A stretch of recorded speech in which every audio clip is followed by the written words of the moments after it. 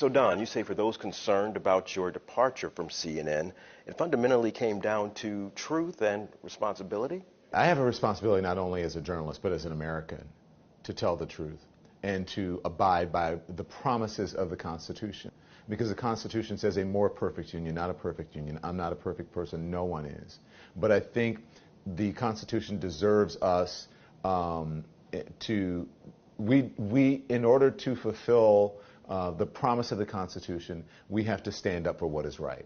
We have to stand up for the truth. News to us here at CNN. Weeks after Lemon was fired from the network, so was the network's chief executive, Chris Licht. Lemon's dismissal, seen by critics as just one of the then CEO and chairman's many missteps, spiraling the network into decline. Licht's mission?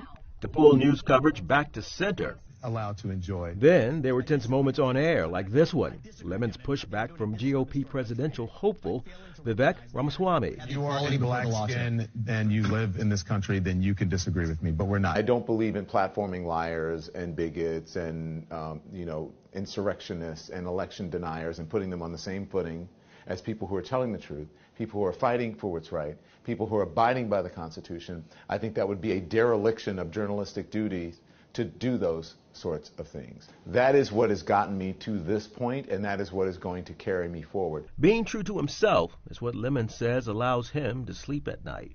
To know that I am doing the right thing, that I am standing up and abiding by the Constitution, which my profession demands that I do, because we are listed in the First Amendment of the Constitution, which is freedom of speech, freedom of expression, and freedom of the press. As for what lies ahead for Lemon, well, he says he's a man of faith.